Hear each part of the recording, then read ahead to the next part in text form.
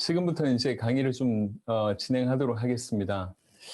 우리가 주어진 시간 12시 반까지이고요. 그리고 또 이제 캐나다의 마이크 목사님이 또 간증이 좀 있어서 이번 강의는 한 40분에서 한 45분, 길면 50분 정도 생각을 하고 있습니다. 귀향이면 PPT를 띄워드리겠지만 교재를 참고하시면 좋을 것 같습니다. 저희가 교재로 좀 사용하고 있는 것이 크게 두 가지 버전이 있습니다. 하나가 이제 12강, 하나는 27강인데요. 뭐 제목도 저희가 정하지 않은 이유는 제목이 뭐 따로 정할 그게 없어서 그냥 책을 부를 때 12강이, 27강이 이렇게 얘기를 합니다. 저는 신학자도 아니고 그리고 뭐 그 지식이 뛰어난 사람도 아닙니다. 어떻게 하면 이 복음을 제대로 전할 수 있을까 발부둥 치고 실제로 세계 선교 현장에 나가면서 좀 정리가 된 것 같습니다. 그래서 굉장히 우리 이제 신학의 조예가 깊으신 분들은 보시면 알겠지만 잘 다듬어지지 아니하는 날 것 정도로 이해하시면 좋을 것 같습니다. 원래 제가 12강을 먼저 썼는데요. 12강은 이제 우리 선교사님들처럼 실제로 사역하시는 분들한테 짧은 시간에 복음에 좀 이렇게 정리가 필요하겠다고 여겨져서 먼저 12강을 좀 정리를 했고요. 12강의 어떤 메시지를 들었던 분들이 이제 당신들의 교회나 아니면 어떤 지속적으로 이걸 좀 풀어내기를 원하는데 이렇게 한 번에 이렇게 짧게 할 수 없으니까 좀 자주 뭐 예를 들면 성경 공부를 한다고 해도 성경 공부를 계속 이렇게 하면서 좀 더 깊어질 수 있는 그런 형태로 좀 이렇게 하나를 더 정리해 주시면 안 되겠냐라고 하는 요청 때문에 27강이 이제 쓰여진 겁니다.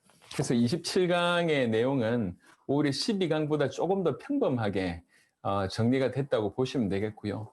이제 제가 포인트는 어떤 포인트였냐면 이제 우리가 성경을 이렇게 모임을 하는데 성경 모임 중에 이제 뭐 예를 들면 일주일에 한 번 하면 27번 모인다고 하면 중간에 이렇게 들어오시는 분들이 있을 거잖아요. 그러니까 성경 공부가 목적이 아니라 복음이 전해져야지 목적이니까.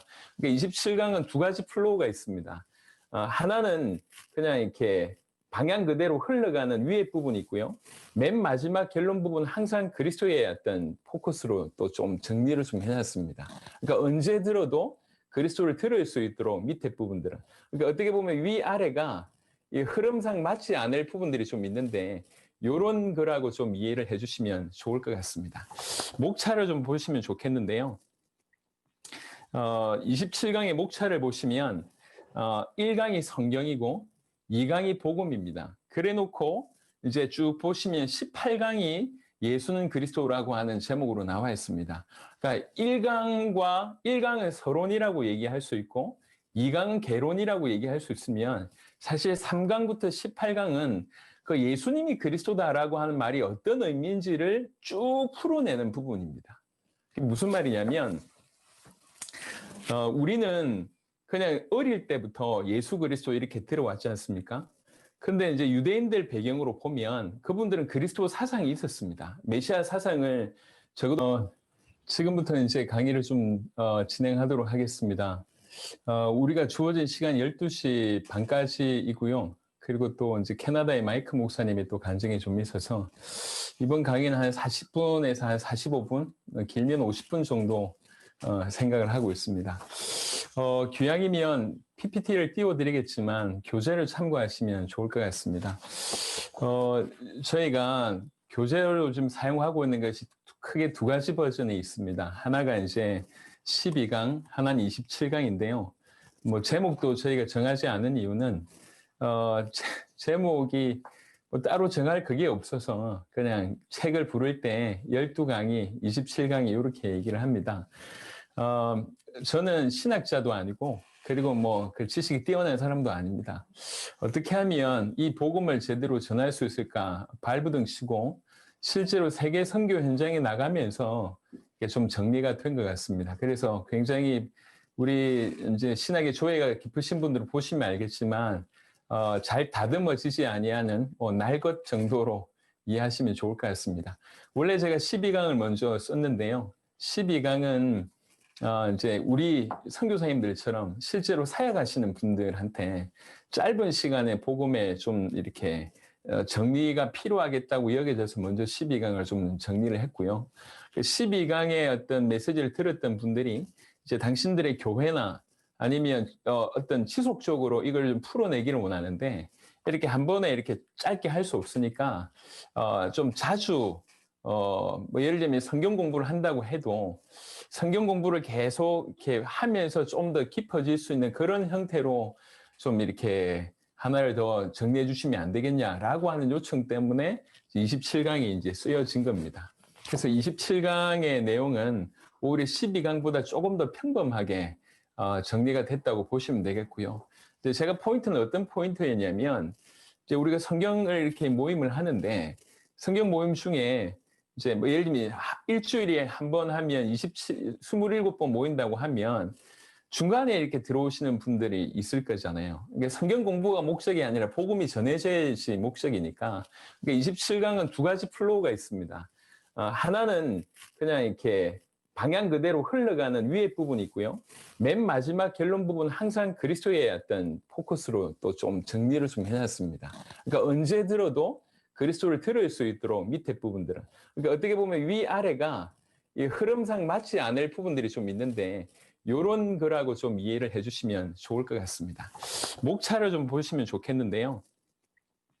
27강의 목차를 보시면 1강이 성경이고 2강이 복음입니다. 그래 놓고 이제 쭉 보시면 18강이 예수는 그리스도라고 하는 제목으로 나와 있습니다. 그러니까 1강은 서론이라고 얘기할 수 있고 2강은 개론이라고 얘기할 수 있으면 사실 3강부터 18강은 그 예수님이 그리스도다라고 하는 말이 어떤 의미인지를 쭉 풀어내는 부분입니다. 무슨 말이냐면 우리는 그냥 어릴 때부터 예수 그리스도 이렇게 들어왔지 않습니까? 근데 이제 유대인들 배경으로 보면 그분들은 그리스도 사상이 있었습니다. 메시아 사상을 적어도 몇천 년 가지고 있었고 그러는 중에 눈앞에 예수라고 하는 분이 나타나신 것이죠. 그래서 이 예수님이 그리스도네 이렇게 된 거지 않습니까? 여러분들이 잘 아시듯이. 근데 그들이 가지고 있던 장점은 뭐냐면 메시아 상을 가지고 있었다는 거죠. 이게. 그래서 이 부분을 좀 터치해 줘야 되겠다. 그냥 예수 그리스도 맞는데 진짜 중요한 건 예수님을 진실로 그리스도 알고 믿는 사람이 예수 그리스도 믿는다. 이런 표현이 맞는 겁니다. 근데 심지어는 예수 그리스도 믿는다고 하면서도 그리스도의 의미를 잘 모른다고 하면 어떤 예수 그리스도를 믿는지가 조금 희미할 수밖에 없다는 것이죠. 그래서 예수는 그리스도라고 하는 이 부분을 설명하기 위해서는 먼저는 그리스도가 좀 설명이 되어져야 되겠다. 그리스도 기름 부음 받은 자라고 하는 뜻인데 왜 하나님께서 인간을 건져내실 구원자의 이름을 메시아라고 쓰실까? 이게 이제 제 질문이었습니다.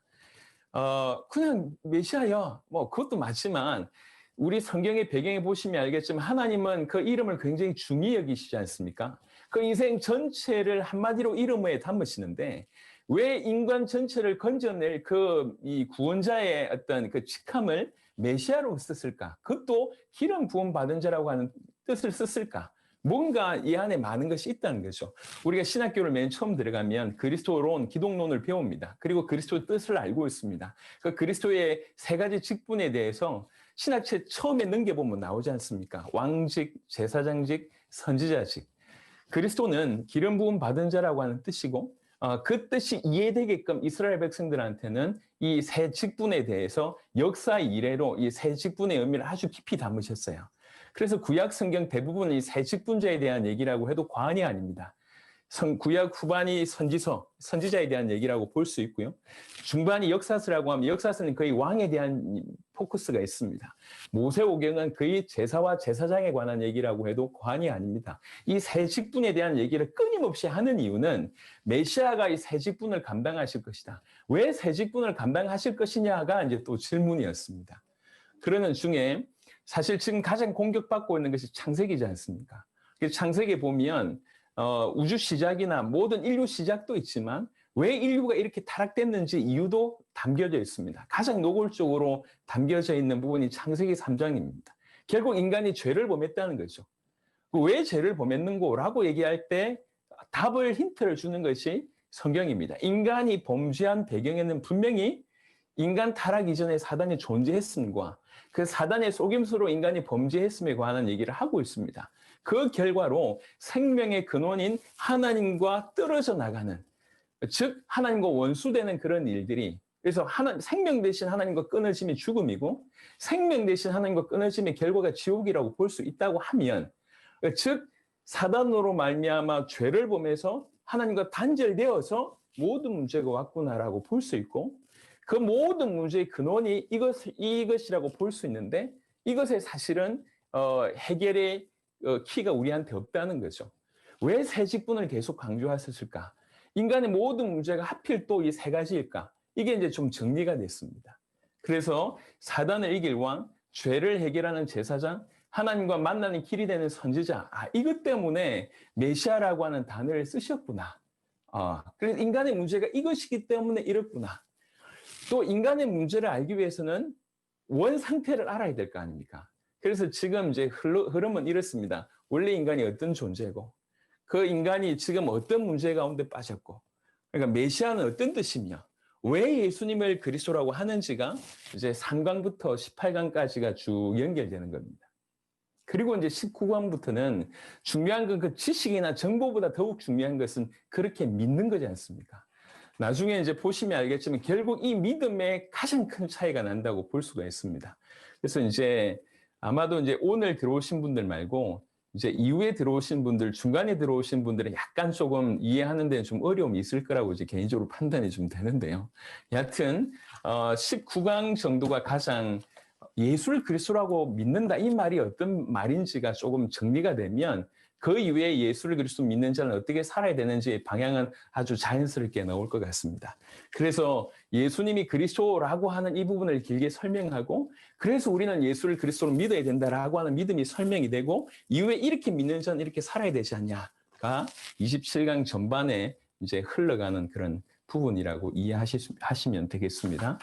성경에 관한 부분들은 굉장히 일반적인 부분이니까요. 1강 성경에 관해서는 짧게 좀 말씀을 드려보도록 하겠습니다.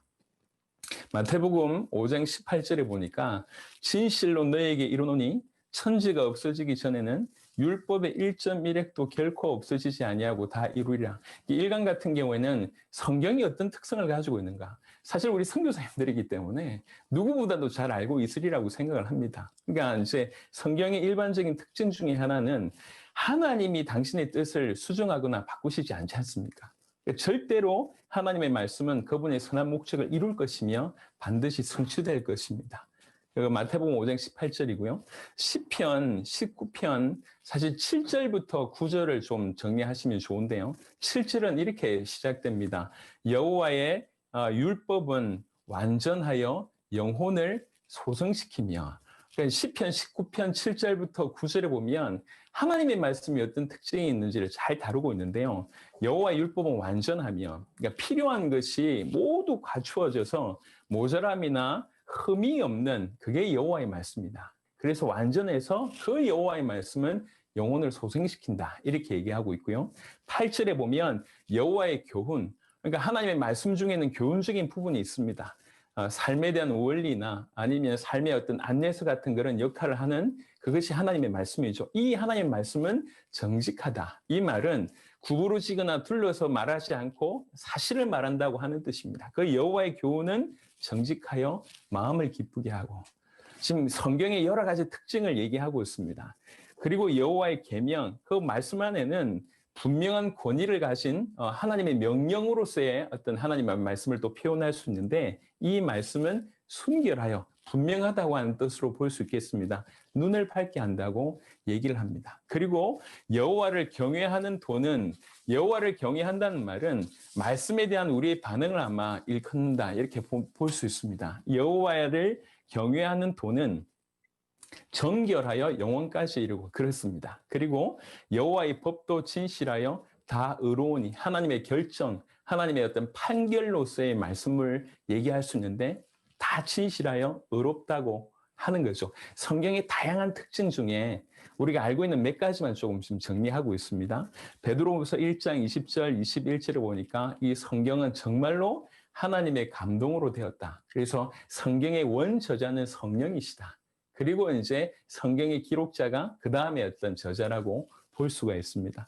디모데후서 3장 15절부터 17절은 성경은 15절에 능히 너로 하여금 그리스도 예수 안에 있는 믿음으로 말미암아 구원에 이르는 지혜가 있게 하느니라. 사실은 성경은 구원에 관한 책이고 오직 그리스도 예수 이 분을 믿음으로 말미암아만 이렇게 된다라고 디모데후서에 나와 있습니다. 그래서 하나님의 감동으로 16절에 모든 성경은 하나님의 감동으로 된 것으로 교훈하기도 하고 책망하기도 하고 바르게 하기도 하고 의로 교육하기에 유익하며 또 이는 하나님의 사람으로 온전하게 하며 모든 선한 일을 행할 능력을 갖추게 하려 합니다.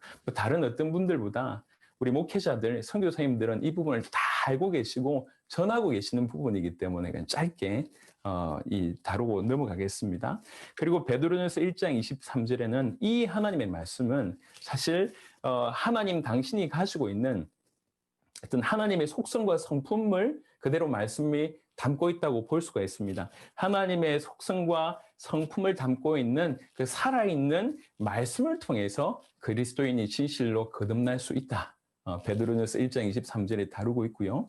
히브리 4장 12절에 하나님의 말씀은 살아있고 활력이 있다라고 하는 것은 하나님의 인격성, 그 하나님의 말씀의 인격성, 역동성이 포함되어 있다고 볼 수가 있습니다. 그래서 불순종한 이들에게는 경고와 심판을 행하고 순종하는 이들에게는 그 약속된 말씀을 성취케 하는, 그래서 하나님 말씀은 살아있다. 그렇게 표현할 수 있습니다. 그뿐만 아니라 어떤 것보다도 예리하여 혼과 영과 및 관절과 고수를 찔러 쪼개기까지 하며 또 마음의 생각과 뜻을 판단한다고 얘기합니다. 우리 인간 심성에 내재되어 있는 그 더러운 불의와 추악이나 탐욕이나 악이나 시기, 악독 등의 온갖 죄악들을 예리하게 심판하는 검으로서 역할도 할 뿐만 아니라 인간의 깊은 내면을 꿰뚫어서 그 잠재의식까지 들춰내는 능력이 바로 말씀 안에 있다라고 하는 표현일 것입니다. 시편 119편 105절은 실제로 이 주의 말씀은 내 발의 등이요 내 길의 빛이다. 이스라엘 백성들에게 등과 빛이라고 하는 개념은 굉장히 강합니다. 예를 들면 광야길에 늘 인도하던 어떤 그런 불기둥 아니면 성소에 늘 이렇게 늘 타던 그런 촛대 이런 개념들이 강하기 때문에 실제로 주의 성령으로 계속 타오르는 등불로 우리 발과 우리 길에 인도의 어떤 그런 역할들을 하나님 말씀이 한다고 볼 수가 있습니다. 여호수아 1장 8절에 이 말씀을 주야로 묵상하고 기록된 대로 다 지켜 행하면 네가 평탄하고 형통하게 될 것이다. 요한복음 5장 39절에 너희가 성경에서 영생을 얻는 줄 생각하고 성경을 연구하거니와 이 성경이 곧 내게 대하여 증언하는 것이니라. 사실은 이제 앞에 잠시 다룬 것은 이 뒷부분의 어떤 목적을 위해서 이 부분을 좀 더 설명하기 위해서 잠시 다룬 건데요. 이 성경에 대해서 예수님이 이렇게 표현하셨습니다. 우리가 성경을 다양한 형태로 다양한 각도로 우리가 볼 수 있지만 이 성경에 대해서 예수님께서 뭐라고 하시냐, 그게 정답이라고 생각합니다. 이 성경이 뭐냐라고 얘기하면서 이 성경은 나에 대하여 증언하는 것이다. 그게 예수님이 성경에 대한 정의로 그렇게 내리신 겁니다. 즉 성경 자체는 예수님에 관한 증언이다. 이렇게 볼 수가 있습니다. 그래서 이걸 이제 배경으로 해서 제가 좀 영어를 잘 못합니다. 발음도 시원찮고요. 근데 이제 Old Testament, New Testament 있지 않습니까? 우리가 성경이라고 얘기할 때 구약, 신약 이렇게 있는데 이 소문자로 테스트먼은 원래 정은 또는 유언이라고 하는 뜻이지만 이게 대문자 T가 되면 고유명사가 됩니다. 이게 약속이 적힌 정명서라고 하는 뜻이죠. 그러니까 Old Testament, 옛날 약속이 적힌 정명서. New Testament은 새로운 약속이 적힌 정명서입니다. 약속과 정은 이게 들어가 있는 것이 테스트몬이라고 볼 수가 있습니다. 성경은 약속에 관한 책이고 또 정언에 관한 책입니다. 그러니까 메시아에 관한 약속이고 그 메시아가 예수님이 바로 그 메시아다라고 하는 정언에 관한 책이라고 볼 수가 있습니다. 그래서 요한복음 20장 31절에 오직 이것을 기록함은 너희로 예수께서 하나님의 아들 그리스도이심을 믿게 하려 하며 또 너희로 믿고 그 이름을 힘입어 생명을 얻게 하려 함이니라. 아까도 말씀드렸지만 성경을 우리 입장에서 다양하게 해석할 수는 있습니다. 그리고 성경에 주신 목적 또한 굉장히 다양할 수가 있습니다. 하지만 궁극적으로 굳이 가장 핵심적인 것 하나만 설명하라고 하면 저는 요한복음 20장 31절에 고민 없이 얘기 드릴 수 있을 것 같습니다. 왜 그러냐면 분명히 이 성경은 나에 대한 증언이라 예수님께서 말씀하셨고 이것이 요한복음의 기록의 목적뿐만 아니라 예수님의 말씀으로 근거해서 봤을 때 성경 전체는 사실 이것을 위한 책입니다. 즉 무언가를 믿기 위한 책입니다. 무언가를 믿어야지 영생이 주어집니다. 구원을 얻는 책입니다. 구원을 주시는 책입니다. 구원은 무언가를 믿어야지 얻을 수 있는 것이죠. 그 무언가의 내용이 뭐냐면 예수님이라고 하는 분이 하나님의 아들 그리스도라고 하는 사실, 요 사실을 믿게 하기 위해서 주어진 겁니다. 성경은 우리에게 믿어서 구원받게 하기 위해서, 믿어서 영생 얻기 위해서 주신 겁니다. 뭘 믿느냐는 거죠. 예수께서 하나님의 아들 그리스도이심을 믿는다는 겁니다. 저는 모태로부터 신앙생활을 해왔습니다. 안 믿었냐? 그렇진 않아요. 믿었던 것 같습니다. 올바로 믿었냐? 또 그렇지도 않습니다. 분명히 믿는 것 같은데 초대교회를 빌미로 이렇게 배경으로 봤을 때는 제 믿음이 올바르지 않은 거죠. 여러분 아시다시피 믿음이라고 얘기할 때는 반드시 지정의의 요소가 들어가 있지 않습니까?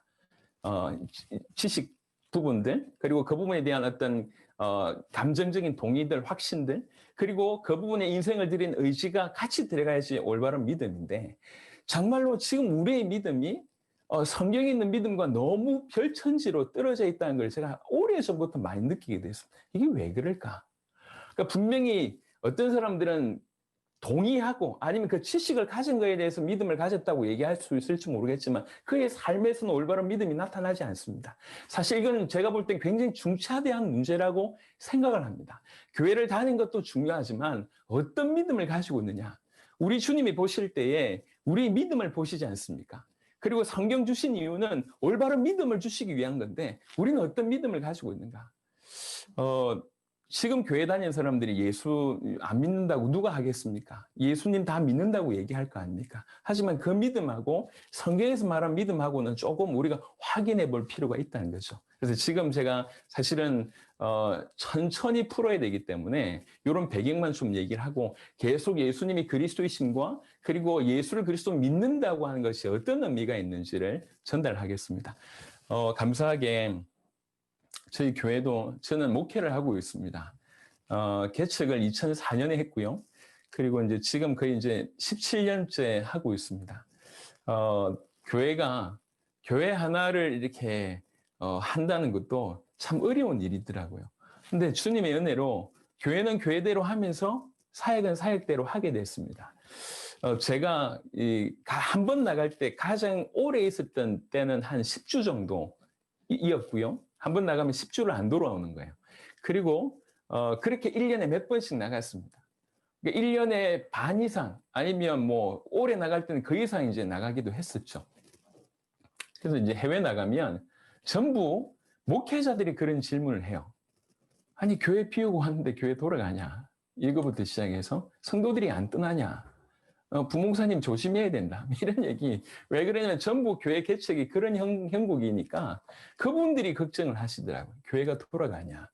여러분들은 어떻습니까? 감사하게요. 교회가 돌아갈 정도가 아니라 제가 없어도 너무 잘하고 있습니다. 왜 그러냐면 요 구조도 맞습니다. 목회자와 목자와 양의 구조도 맞는 것 같아요. 분명히 그런 부분들은 필요한 것 같습니다. 하지만 언제까지나 목자와 양의 개념이 아니라 좀 훈련받았다고 하면 사실 동력자의 개념으로 가야 되지 않는가 싶습니다. 성도들이.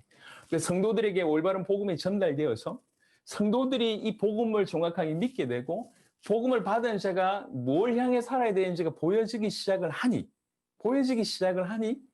성도님들이 어떻게 해야 될지는 주의 성령께서 그 안에서 역사하시다 보니까 제가 교회에 있어도 괜찮지만 없어도 상관없고요. 이번에 이제 이렇게 이 비대면 됐지 않습니까? 정말 감사하게 저희 교회는 피해가 하나도 없습니다. 왜 그러냐면 원래 그전부터 그래 해왔기 때문에. 그러니까 이게 교회 운영을 잘했다. 이게 아닌 것 같아요. 저는 정말 하나님 앞에서 여러분 앞에서 목회자의 기준을 두고 볼 때 저는 이렇게 그레이드로 따질 때는 저 한참 미친 것 같습니다. 수미양가 중에는 한 양이나 가 정도의 인생인 것 같습니다. 목회를 제가 잘 못합니다. 그리고 이제 심지어는 1년에 한두 번 신방도 못합니다. 그러니까 우리 성도들 중에 지난 한 해 제가 신방한 사람이 10%도 안 될 겁니다.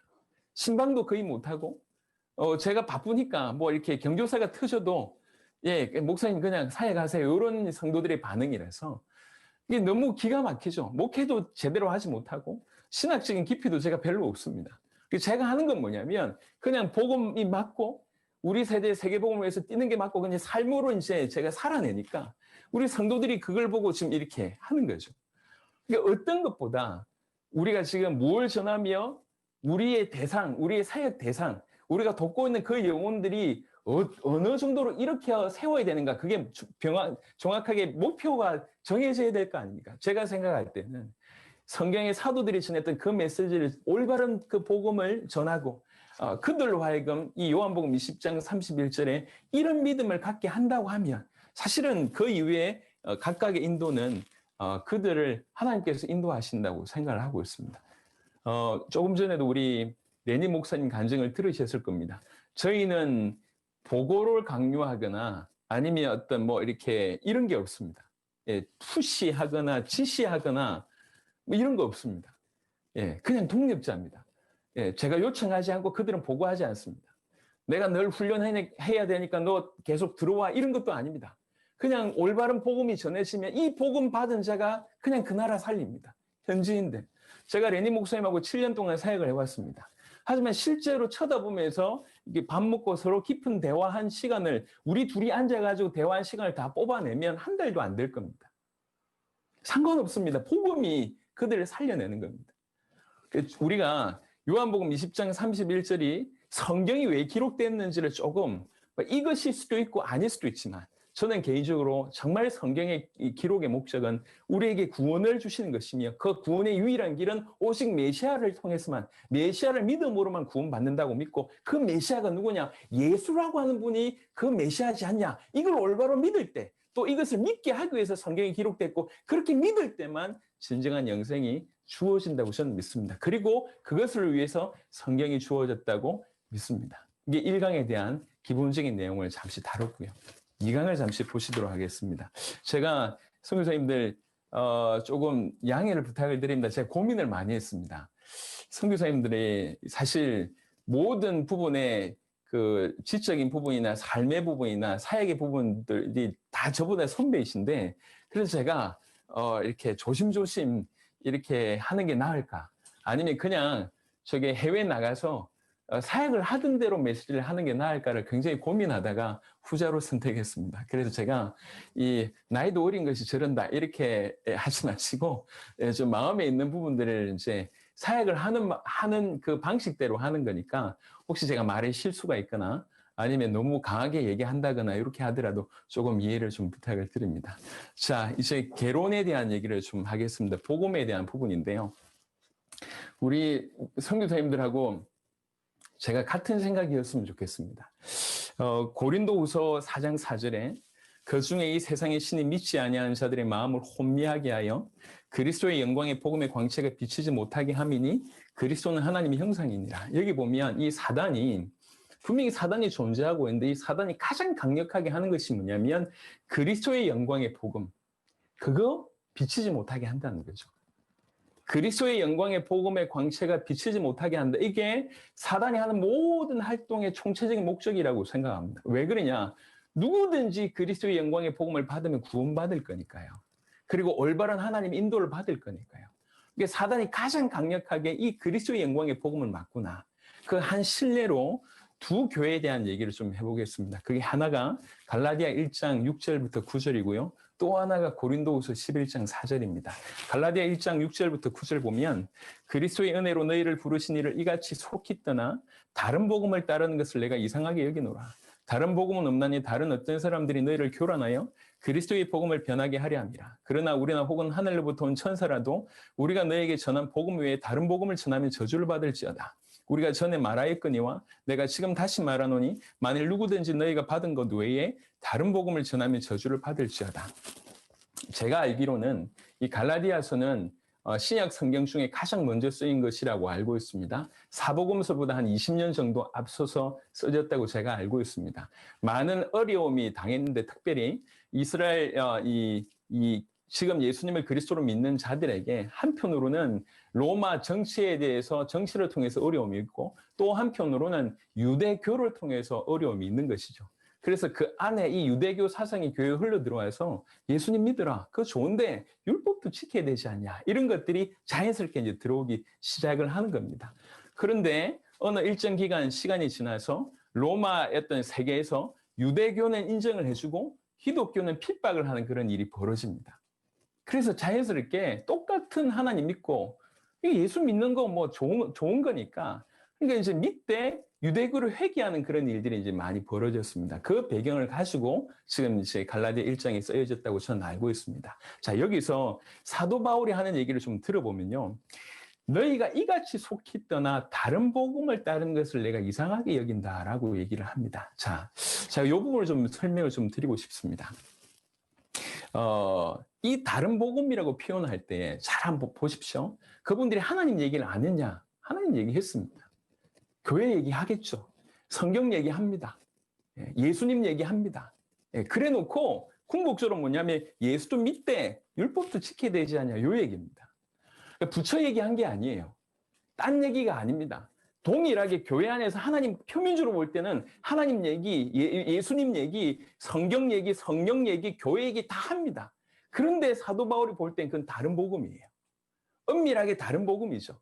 그래서 이렇게 속히 다른 복음을 따른다는 게 내 이상하다. 그러면서 뭐라고 얘기하냐면 다른 복음이라고 하는 것은 존재하지 않는다. 복음이 이것도 복음이고 저것도 복음이냐? 그렇지 않다. 그러면서 뭐라고 얘기하냐면 우리가 너에게 전한 복음 외에 다른 복음을 전하면 천사라도 저주를 받을 것이다 라고 얘기를 합니다. 바울이 굉장히 화가 나서 지금 이 얘기를 하는 것이죠. 저는 이 말씀을 들으면서 한번 질문해 봤습니다. 다른 사람이 어떠하든지 간에 내가 가지고 있는 교회를 어릴 때부터 다녔습니다. 50년 다녔으니까요. 모태로부터. 저보고 누가 복음이 뭐냐고 물어본다면 저는 굉장히 기분 나쁠 겁니다. 실제로 기분 나빴었고요. 하지만 내가 있는 복음이 뭔지를 내보라고 얘기한다고 할 때는 이게 선명하지 않다라고 하는 것을 어느 순간 제가 알게 됐습니다. 왜 그러냐면 제가 주변의 사람들한테 물어보기 시작했어요. 20대 때. 당신이 알고 있는 복음이 뭡니까? 당신은 복음이 뭐라고 얘기합니까? 라고 얘기할 때 이 복음의 정의가 다 다르다는 거죠. 여러분 안 그렇습니까? 한번 물어보십시오. 복음이 뭐냐라고 얘기하면 다 예수님 얘기하고 성경 얘기하고 하나님 얘기하고 구원 얘기하고 다 얘기하는데 복음이 뭐냐라고 하는 부분에 선명하게 자기로 표현할 수 있는 언어가 없다는 것이 일단 저한테는 충격이었습니다.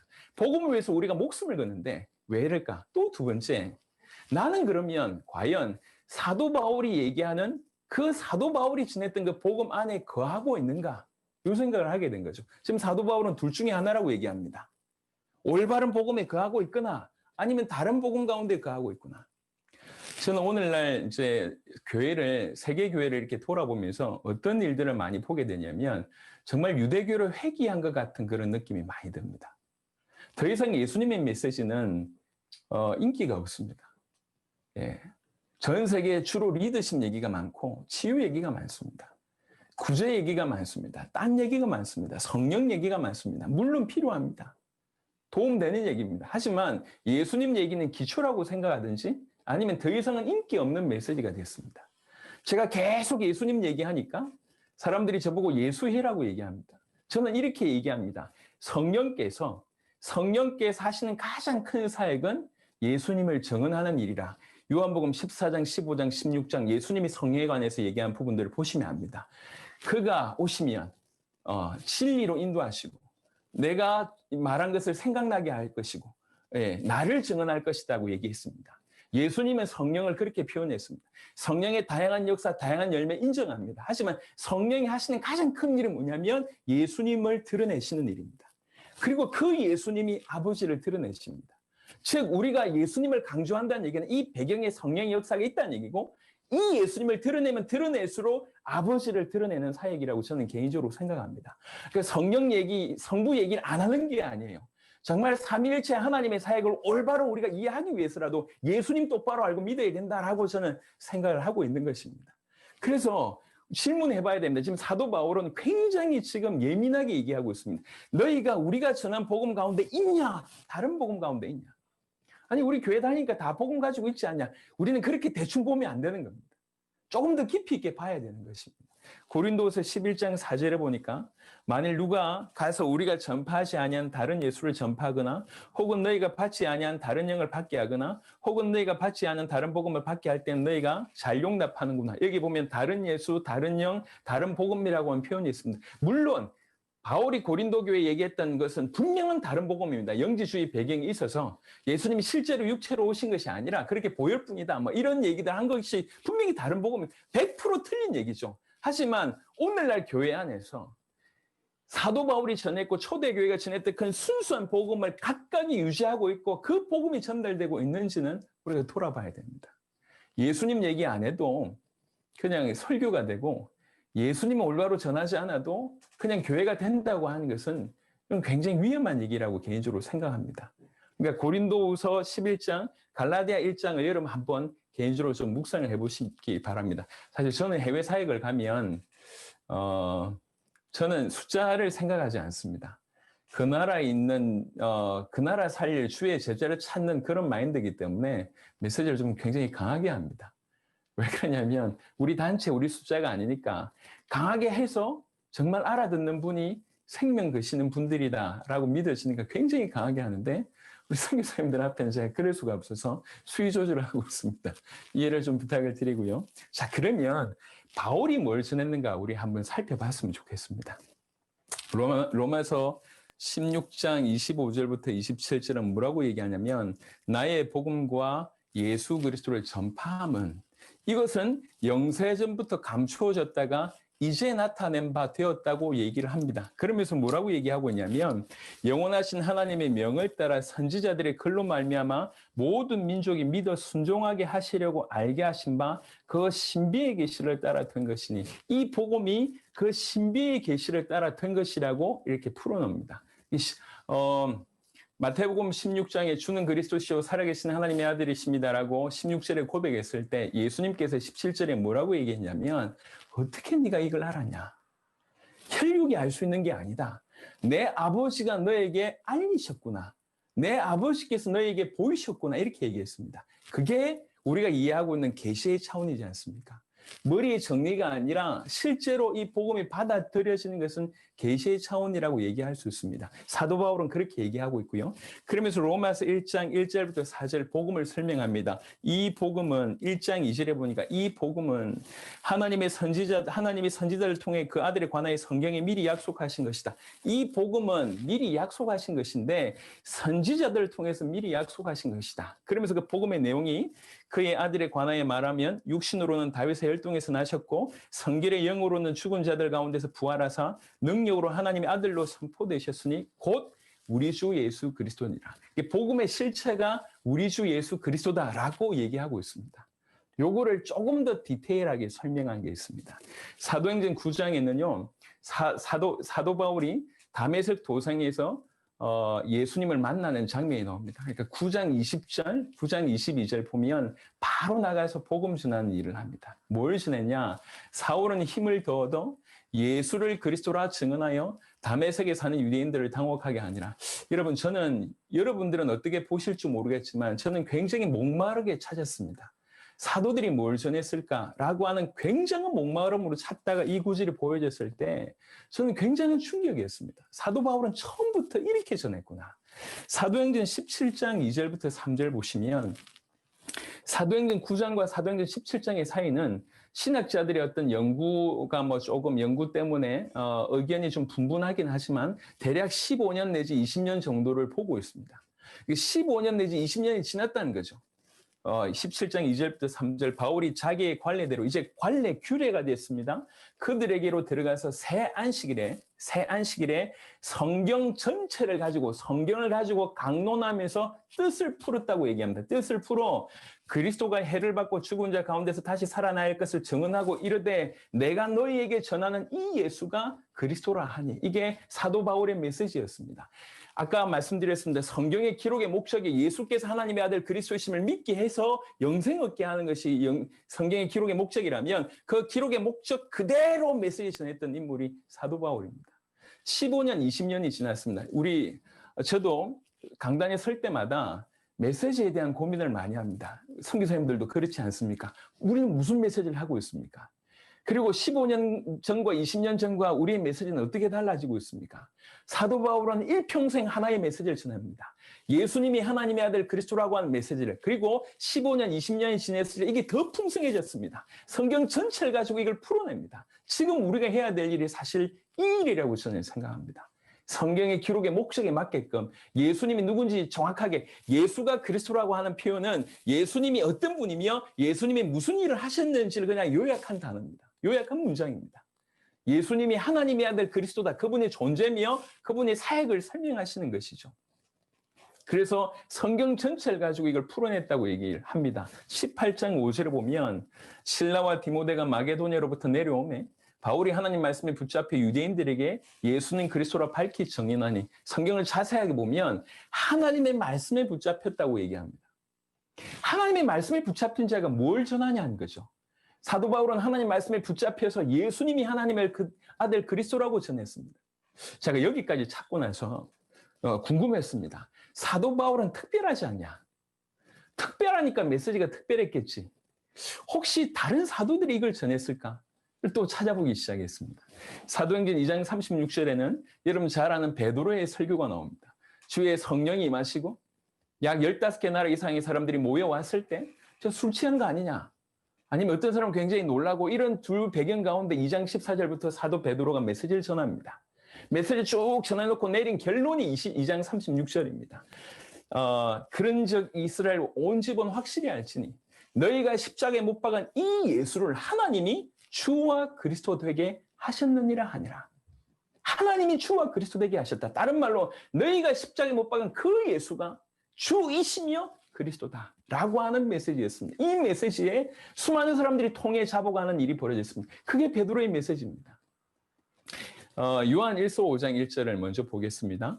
사도 베드로뿐만 아니라 요한 1서 5장에 보면 사도 요한이 뭐라고 얘기하냐면 예수께서 그리스도이심을 믿는 자마다 하나님께로부터 난 자니, 나중에 영접 부분에 제가 이 부분을 좀 설명하겠습니다만은 사도 요한도 뭐라고 얘기했냐면 예수께서 그리스도시다. 이걸 믿어야지 하나님께로부터 난 자가 된다라고 얘기합니다. 즉 바울의 메시지, 베드로의 메시지, 사도들의 메시지가 한 가지였구나. 이게 이제 확인됐어요. 사도행전 5장 42절에 보시면 사도행전 5장 42절에 그들이, 성경 배경 보시면 알겠지만 그들이 사도들입니다. 그들이 날마다 성전에 있든지 집에 있든지 예수는 그리스도라고 가르치기와 전도하기를 그치지 아니하니라. 사실은 이게 교회잖아요.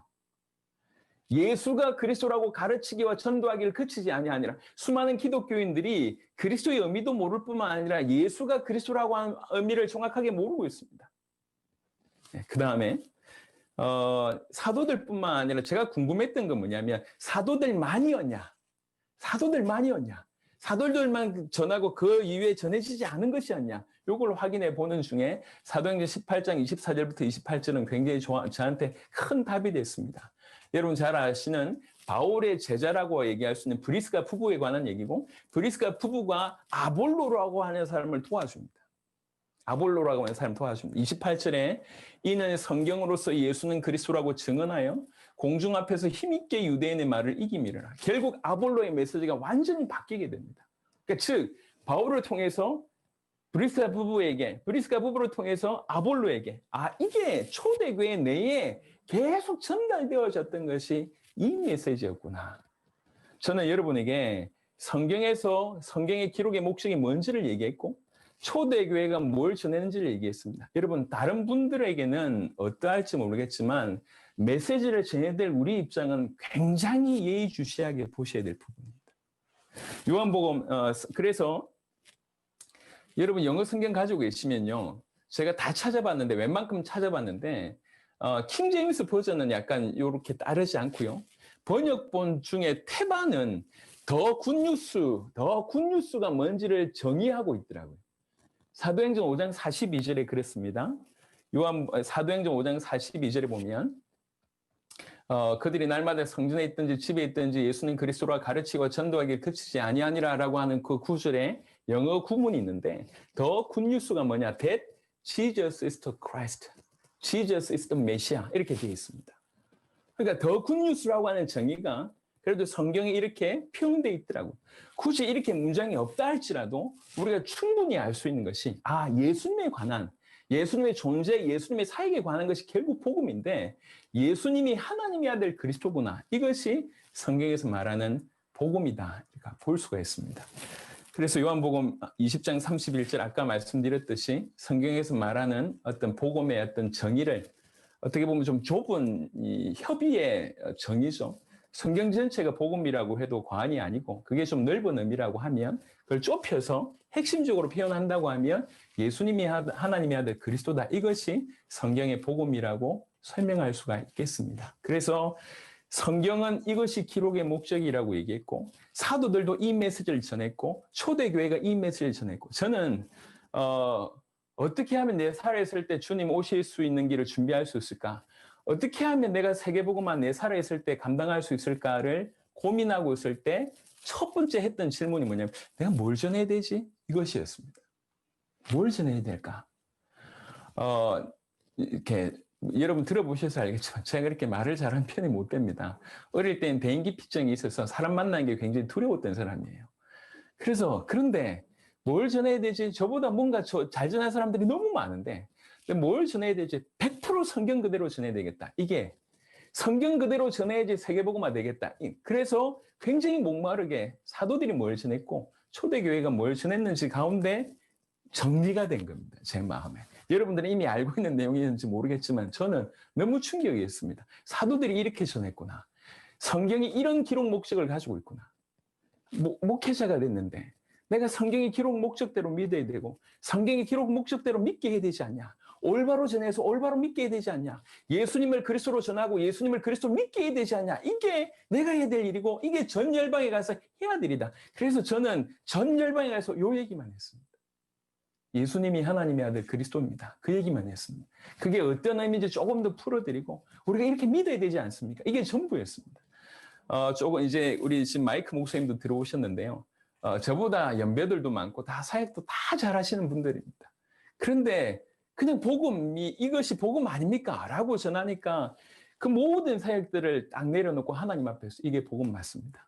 저는 이렇게 믿겠습니다. 저는 이렇게 전하겠습니다. 그래 놓고 이렇게 각 나라들을 살리고 있는 것입니다. 여러분, 오늘 이제 성경에 관한 얘기, 특별히 이제 복음에 관한 얘기를 짧게 해드렸습니다. 내일부터는 이제 이 복음이라고 하는 부분, 예수님이 그리스도가 어떤 뜻인지를 조금 디테일하게 계속 풀어드리면서 실제로 또 이 복음을 가지고 복음을 전하고 있는 중요한 세계 제자들 또 여러분 앞에 간증을 해드리도록 하겠습니다. 제가 짧게 기도하고 우리 마이크 목사님 간증 듣도록 하겠습니다. 하나님, 감사합니다. 주님, 정말 양심적으로 성경의 기록 목적대로 예수님을 제대로 알고 믿는 그런 일들이 우리 안에서 일어나게 하시옵고 또 전 세계에 우리 입술을 통해서 우리 삶을 통해서 예수님이 하나님의 아들 그리스도이심이 정언되도록 역사하여 주옵소서. 부르신 선교사님들에게 하나님의 은혜를 베풀어 주옵시며 종의 부족함을 가려 주시기를 기도합니다. 감사를 드렸고 우리 주 예수 그리스도 이름으로 기도드렸습니다. 아멘. 마이크 목사님 오시기 전에요. 이제 여러분들이 제 과거 때문에 조금 혼란스러워 하시는 분들이 있는 것 같아서 제가 다시 말씀을 드립니다. 제 이름을 쳐보시면 인터넷상에 그 D단체하고의 관계가 있을 것입니다. 저는 세계복음화 때문에 그 단체에 들어갔고 굉장히 열심히 했었습니다. 예, 누구보다도 열심히 했지만, 깊이 들어가면 들어갈수록 제 가는 길하고는 다른 길이구나. 이렇게 보여져서 한 7, 8년 전에 이제 나왔습니다. 그리고 이제 당세복음 사역을 지금 하고 있습니다. 저는 그 단체하고 아무런 관계가 없을 뿐만 아니라 그 단체가 가장 욕하는 인물이 아마 저일 겁니다. 배신자라고 열심히 하다가 이제 이렇게 나와서. 그래서 혹시 그것 때문에 이런 마음에 조금 어떤 그런 부담이 있으시면 제가 하나님 앞에서 말씀드립니다. 그 부담 치우셔도 괜찮고요. 저희 당대 세계복음화 사역은 지금 그 어떤 단체와 연결되어 있지 않습니다. 순수하게 감사하게 저희 교회 이렇게 주도로 지금까지 해온 사역이니까요. 혹시 주변의 말이 들린다 할지라도 제가 지금 하나님 앞에 얘기하는 거니까 그렇게 받으시면 좋을 것 같습니다.